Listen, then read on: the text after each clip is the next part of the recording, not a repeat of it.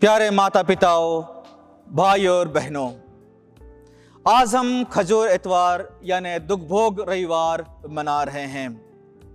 हम चालीसा के आरंभ से आज तक तपस्या और परोपकार के कर्मों द्वारा अपना हृदय तैयार कर रहे हैं। आज हम सारी कलीसिया के साथ मिलकर प्रभु यीशु के पास का रहस्य अर्थात उनके दुखभोग तथा पुनरुत्थान का समारोह में सक्रिय हो रहे हैं। आज पवित्र सप्ताह का पहला चरण में संत मरकुस का सुसमाचार का अध्याय 11 पद संख्या 1 से 10 में प्रभु यीशु का एक राजा की तरह शानदार यात्रा को याद कर रहे हैं। तत्पश्चात संत मरकुस का सुसमाचार का अध्याय 14 1 से अध्याय 15 का 47 पद तक हम प्रभु यीशु के दुखभोग के कथा को स्मरण करते हैं, उसके बारे में हम सुनते हैं। अगर हम आज के सभी पाठों को गौर कर देखें या उस पर मनन करें तो हम पाएंगे कि इन सभी पाठों के द्वारा प्रभु आज हमें हमारे मानव मुक्ति के बहुत सारे रहस्यात्मक बातों को समझाने के लिए आग्रह कर रहे हैं। अतः मैं आप सबों को 5 विशेष बिंदुओं पर मनन चिंतन करने के लिए आमंत्रित करता हूं। पहला, यरूशलेम। यरूशलेम यहूदा के प्राचीन साम्राज्य और इज़राइल के आधुनिक राज्य की राजधानी है। प्रभु यीशु अपना मिशन कार्य के अंतिम पहलू में सियोन पर्वत पर बसा यरूशलेम शहर को चुनते हैं, जो कि शांति का शहर कहा जाता है, क्योंकि 10वीं शताब्दी ईसा पूर्व से यरूशलेम जाना मतलब प्रभु के सबसे पवित्र नगर जाना समझा जाता था। यरूशलेम जाना यीशु के लिए पवित्रता के चरम तक पहुंचना होता था, जहां वो अपने प्राणों के आहुति अपने पिता को अर्पित कर सके। यरूशलेम जाने का अर्थ अपने दुख और मृत्यु को स्वीकार करना है। हमारे लिए सवाल यह है कि क्या हम यीशु की तरह अपने ईश्वर के लिए दुख सहने और जीवन देने के लिए तैयार हैं? क्या हम यीशु की तरह पूर्ण आज्ञाकारिता के साथ ईश्वर की इच्छा को जीने के लिए तैयार हैं?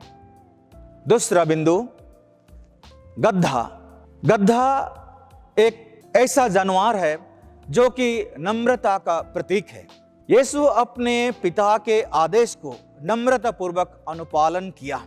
नम्रता हमारा क्रिस्तीय जीवन का एक महत्वपूर्ण गुण है, जिसे हमें भी अपनाने की आवश्यकता है। तीसरा बिंदु, गधा का मालिक। गधा का मालिक हमारे लिए उदारता का एक उदाहरण है। उसने प्रभु की आवश्यकता को देखते हुए अपने गधे को देने के लिए तैयार हो गया।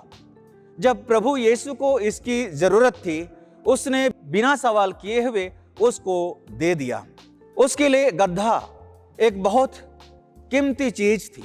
आज के परिवेश में एक नई कार के बराबर थी, लेकिन उसने उसे दे दिया।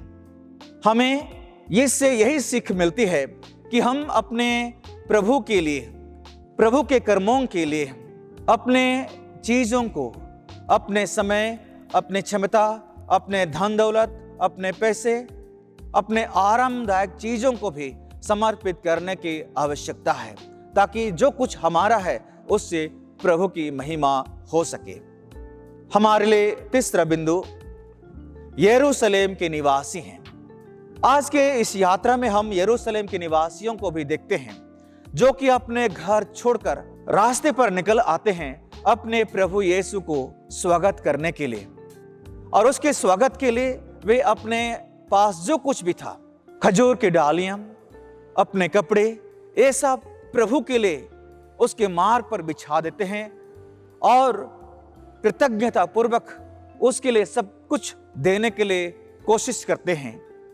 वे जय जयकार करते हैं, खजूर डालियों को हिलाते हुए, कपड़ों को बिछाते हुए प्रभु का स्वागत करते हैं। इस तरह प्यारे माता पिता और भाई और बहनों, हमें ये सीख मिलती है कि हम भी अपने धन, अपने पैसे, अपने कला, समय देने के लिए तैयार रहें, ताकि हम प्रभु को इसी प्रकार स्वागत कर सकें। अंतिम बिंदु जो आज आपके साथ मनन करना चाहेंगे वो है प्रभु का दुख भोग। प्रभु का दुख भोग हमारा जीवन का दुख और तकलीफ का समय को भी याद दिलाता है।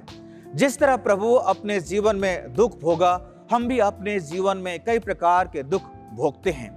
जब हम दुख भोगते हैं तो कभी कभी हमें ऐसा लगता है कि हमारा जीवन अर्थहीन हो जाता है, हम निराश हो जाते हैं, हमें जीवन में घोर संकट दिखाई देता है, हम अंधेरापन का महसूस करते हैं, निराश हो जाते हैं और सब कुछ अर्थहीन हो जाता है। लेकिन हम अपने प्रभु को देखें, अपने दुख के समय में वे अपने पिता ईश्वर पर विश्वास किया, वे उन पर भरोसा रखा, वे ईश्वर के प्रोविडेंशियल केयर पर अपने आप को सौंप दिया। वे निराश नहीं लेकिन आशावान बनकर रहे। वे अंधेरा को नहीं लेकिन उसके पीछे पुनरुत्थान का प्रकाश को देख पाए, और इसलिए अपने जीवन में जो भी दुख था उसे जीवन का एक अभिन्न अंग समझते हुए उन्होंने आगे बढ़ा। प्यारे माता पिता और भाई और बहनों, आज प्रभु यीशु के इस दुख भोग के समय में हम प्रार्थना करें कि प्रभु की तरह हम अपने जीवन में अपने आने वाले सभी दुखों को, पीड़ाओं को हिम्मत के साथ सामना कर सकें और आशावान बनकर हम प्रभु की तरह जीवन में आगे बढ़ते रहें, ताकि प्रभु का दुख भोग हमारे जीवन में भी हमें बल दे, हमें आशान्वित करे और हमें आगे बढ़ाए।